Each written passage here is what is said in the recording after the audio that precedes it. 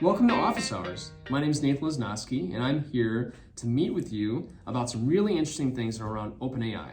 What we're going to talk about today is one of my questions that I get so often is, how do I get started? How do I just even start thinking about this in the context of my business? Now, we've done some videos already on the context of things to think about, ideas, business cases, even technology. But what we haven't talked a little bit about is, what are the steps of getting started from a more broader business point of view? What are the first steps we see companies taking? So I thought I'd cover a couple of those today so you can bring those back into your brain box and in your organization and think about what's best for you. So the first way that I see companies getting started is, I guess I'd say, way zero, which is just art of the possible. I need to know what's out there. And that can come from watching videos like this. It can come from watching other videos that exist, lots of people talking about this, but it's really art of the possible, giving people a perspective of what is there, what's not there, starting to clear some of the FUD, but really opening up the ideation engine to get them thinking about it. That moves into sort of what is way one, the primary engine beginning process, which is to establish an envisioning session. And companies can run these themselves, we can help with them. But one of the things that I've really found valuable is when companies make this a broad, organization-wide envisioning session. We've seen many companies bring 60, 70, 80 people to envisioning session brainstorming events where they bring all these people together and they do brainstorming sessions about what the capability of leveraging AI in their business is. They divide them into subgroups and they say, I want you to come back with a why and a what, and maybe even a business case and an owner, but especially the why and the what. So you start thinking about how this can be applied to your business, because the power of all those people together is much more powerful than the power of the IT department thinking about it by themselves. The organizations that just constrain this to their IT department are failing. The organizations that broaden this to a business-wide initiative and think about it in the context of what the business can achieve are succeeding. So the number one thing you should be starting with is, how do I widen my tent and bring that group together into that envisioning session, or maybe even multiple envisioning sessions, that they then split off into those groups, they come up with those ideas, and we come back, they put them all together, they talk about them, you vote, you put little stickers on them, you get people active, moving, talking about things, and from that, you garner all these additional ideas as to how you can move this forward within your organization. And you present business value-based ideas, not just talking about from a technology point of view. So you start with that art of the possible, you get them excited, you talk about what they can, angles they can take, you break them into those subgroups, they come back, and you end up with this list that's prioritized by the very people that you just met with. And now they're excited. So that's step one. Step two is to evaluate specific scenarios. You've figured out those prioritized ideas. You maybe have three that are really meaningful that you think are good first shots. Maybe one is around optimization of forecasting. Maybe another one is around data mining of a particular data source. Maybe another one's customer engagement. You get kind of these different plays. And there's three things that people need to think about in this context. First is, do you have the data? Is the data available for you to be able to make a difference now? If it's available now, then you put yourself in a perspective where you can actually move this idea forward. If the data is not available, it's probably not your first case, because what ends up happening is you spin up the machine, everybody's excited, but then you get to it and you have to spend time finding data that doesn't really exist yet. And it puts you in a struggling position to get value on something where the hype machine's really moving. So availability of data is thing one. Second is, does this idea have a return on investment if I succeed? And some of them do and some of them don't. And sometimes it's a little hard to understand what return on investment really means from the context of data access. But oftentimes data mining scenarios can be one of the more tricky ones to establish the ROI.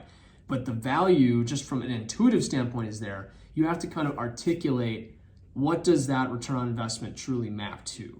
So return on investment, availability of data, those combine. And the third one is sponsorship. Does this idea have a person willing to be a sponsor for that idea as we evaluate moving it into a pilot phase? If it does, if you've crossed the bridge on all three of those things, then it's a great scenario for you to take forward into pilot, because it's a way for you to be able to evaluate it in a really objective way, and for you to be able to know that you can make a difference with this. So you move that into pilot. First, you need all the requirements in number 2, right? So all the things we just talked about, you need those. The things that combine with that to make it moving into pilot really make sense is timeline being constrained and clear definition of done that are realistic. So realistic goals, setting a understanding of the question I'm going to be asking the chat experience and the response that I need to achieve and the data that exists to be able to fulfill that response. And knowing that when I start the pilot, I have a pretty good idea what success looks like. I just now need to go do it. If you don't have a good idea of what success looks like, don't start the pilot, because then you'll be searching for it as you have people spinning up trying to get data and get value and deliver. Start the pilot when you know to a high degree what success is going to look like at the end of that pilot. Understanding of success is combined with the availability of data and the ability for you to use prompts and customization to be able to achieve that outcome. And if you do, then you can path it forward and you can achieve success. And really constraining that timeline goes down to, this should probably be about a month to a month and a half. And if our pilot's going longer than that, we probably made our pilot too big. We need to focus our pilot on something that we can get in, prove value, get out, and achieve something that really represents that this is going to provide a realistic solution to the organization that we can then continue to invest in. Don't over-invest on the pilot side only to find out that it doesn't work. Invest in the pilot side in a constrained set and then allow that to pour investment into it once you know it's going to be successful. So that really gets us to the 4th scenario, which is production iteration. Once you've gotten into a case where you've built out a pilot that you know is being successful, it's gotten to the victory point. You've started the pilot, you knew what success looks like, and now you've met it. And you're like, I'm there, and it's doing it. And it's doing what I expected it to do. Now you can move into that production iteration step, which is really about measuring impact to the business. Now it's not just about does it do what I say it was going to do? Now it's, does it deliver the business value that it was expected to do? And the only way to do that is to track it and measure it.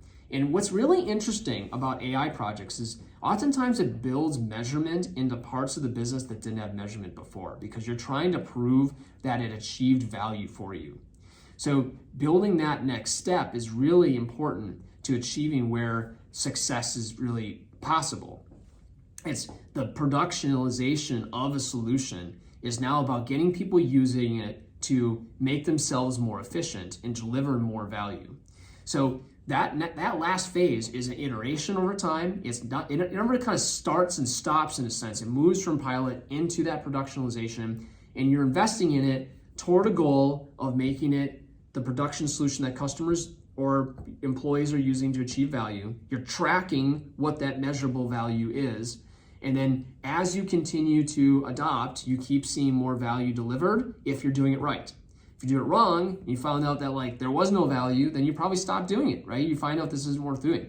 But if it made it past pilot, it's probably something that's going to deliver value to the business if the adoption curve is properly adopted. We've had projects where we built a solution that's really successful technically, but the challenge is getting people using that solution in their day-to-day life. And sometimes that's the hardest part. The org change management adoption takes the escalation into business leaders to say, all right, let's start using it. That person starts using it, they start getting value. That starts to spread because other people are having that sort of fear of missing out, and then they start to see the value from it.